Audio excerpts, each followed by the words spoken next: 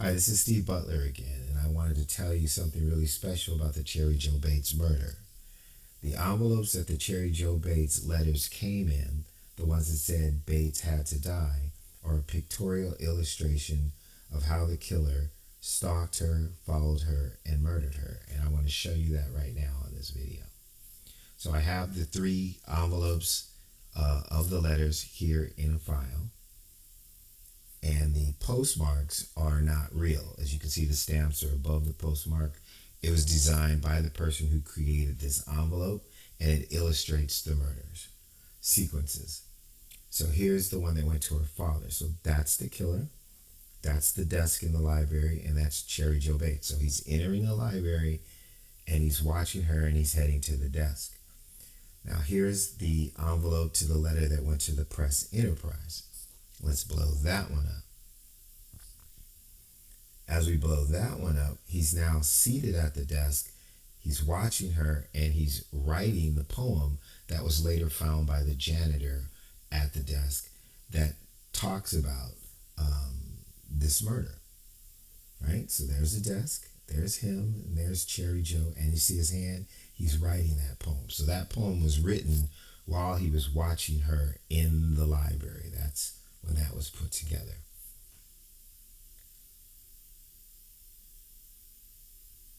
So now let's go to the envelope that was sent to the police. And we blow that one up, right? And you no longer see her. She's gone. He's turned around. See those are hands. So he's now following her out of the library. This is the illustration of the events of Cheri Jo Bates' murder. So now I'm going to show you how he illustrated what actually happened. In Riverside, that's him. That's his face, his head, receded hairline. I don't know if he had sunglasses on or whatever. That's how he draws. But you see the stick figure? It looks like he's carrying her on his back. So it says that she was in a struggle and a fight. It looks like he must have knocked her out before laying her on the ground. And that's probably where she got some of his hair. But that is him carrying her. So he didn't drag her. It looks like he carried her, then put her down, and then he could stab her as many times as he liked. I think he stabbed her 46 times. I can't really read the rest of this. That looks like her over here after the E. Again, but that's him. And you can see he drew himself with a receding hairline. And so this is an illustration of the murder using the envelopes and this unique artistic ability. I'm going to show it to you again so you don't have to go back. So just give me a minute and we're going to go back to the first letter, the one that went to her father. Okay, so we're just going to blow that up. And again, so this is him coming into the library. This is Cheri Jo Bates. This is the desk. And then the one to the press enterprise. He's now seated at the desk. He's watching her and he's writing that letter, that poem on the desk that was later found by the janitors. He's stalking her.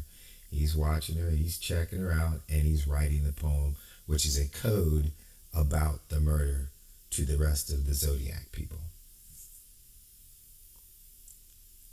And now we're going to the one with the police. It's showing that she's gone. She's no longer in the picture, and he's turned around and he's walking behind her out of the library. And then everybody else knows the story about how her car was disabled and so on and so forth. So she was targeted. So now he has her on his back, right? And he's carrying her. So he must have knocked her out. Again, this is him. It's a picture of him. He's saying, this is me. This is what I did. This is what I look like. And then it looks like she's lying down there. She was found face down in the dirt. So he put her down, I guess, and then stabbed her 46 times. And then I guess this picture of her over here is just her sitting there bleeding out, is my best guess. But the killer, or a person who knows what happened, illustrated it in the postage meter marks. And what's really good about this is that that's his watch. So, if this is true and you have his watch, and if there's DNA on that, there's a very excellent suspect for the Cheri Jo Bates murder, which would be Albert Lee Terry Jr., because this is his work.